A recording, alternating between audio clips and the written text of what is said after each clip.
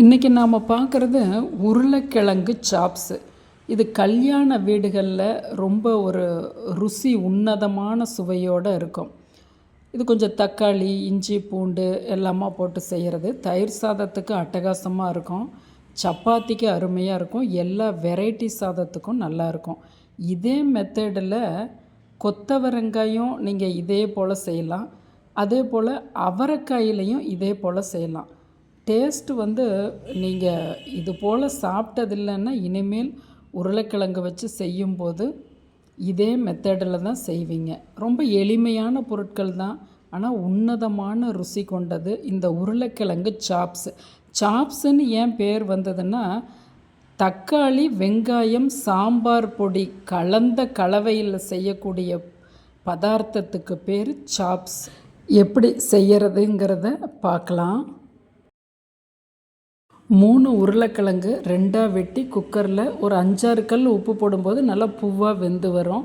40% ஃப்ளேமில் 2 விசில் விட்டு எடுத்துருக்கோம்.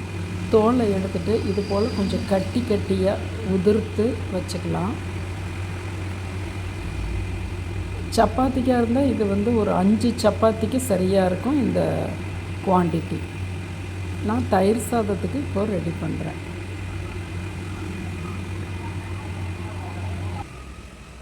ஒரு சட்டியில் 1 டேபிள் ஸ்பூன் எண்ணெய், கடுகு, உளுந்து தாளித்து வருது.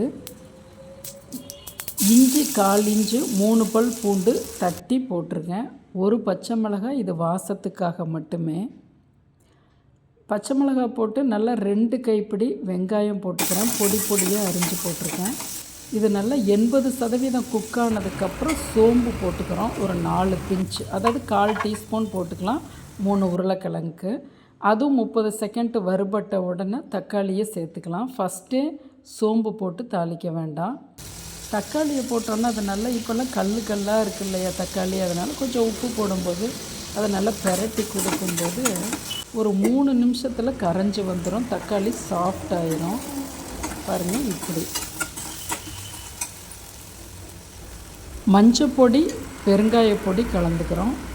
சாம்பார் பொடி தான் இதுக்கு ரொம்ப நல்லாயிருக்கும். சாம்பார் பொடி இல்லைன்னா மல்லிப்பொடி, வரமிளகாய் பொடி போட்டுக்கலாம். சாம்பார் பொடி 1 டீஸ்பூன் கோபுரமாக போட்டு கொஞ்சமாக காஷ்மீரி மிளகாய் பொடி போட்டிருக்கேன். இப்போ இதுக்கு தண்ணியை லைட்டாக தெளித்து விடணும், ஊற்றக்கூடாது. தெளித்து விடும்போது அதனுடைய மசாலாக்கள் ஒன்றோட ஒன்று கருகாமல் நல்லா அது ஒரு தக்காளியோடு மெர்ஜாகி அருமையான பதத்துக்கு வரும். ஒரு 2 நிமிஷம் கழித்து உதிர்த்து வச்ச உருளைக்கிழங்க போட்டுக்கிறோம். நல்லா பெரட்டி கொடுக்குறோம். ரொம்ப வரன்னு இருந்தால் 1 கை தண்ணி தெளிக்கிறோம். 1 கை மீன்ஸ் அந்த ஒரு 2 டேபிள் ஸ்பூன் தண்ணி நல்லா விரவி விட்டு ஒரு 3 நிமிஷம் அப்படியே விட்டுறலாம். இப்போ எடுத்து பார்க்குறோம், நல்லா உதிராக உப்பு காரம் ஏறி இருக்கும் உருளைக்கிழங்குல. கருவேப்பிலை இலை போட்டு 2 பெரட்டி மல்லி இலை போட்டு எடுத்துருவோம். நல்லா சுட சாப்பிடும்போது பூரிக்கு கூட அட்டகாசமாக இருக்குங்க. Chapati, variety rice. நான் இன்றைக்கி தயிர் சாதத்துக்கு இப்படி ரெடி பண்ணியிருக்கேன். நான் முன்னாடி சொன்ன மாதிரி சாப்ஸ் வகைகள் அப்படின்னு பார்த்தா பெரிய வெங்காயம், தக்காளி, சாம்பார் பொடி கலந்த பதார்த்தங்களுக்கு பேர் சாப்ஸு. இது கல்யாணங்களில் பெரும்பாலும் நீங்கள் சாப்பிட்ருப்பீங்க. விருந்துகளில் ஒரு முறை இது போல் செய்து பாருங்கள். நம் சேனலை சப்ஸ்கிரைப் பண்ணுங்கள், ஷேர் பண்ணுங்கள்.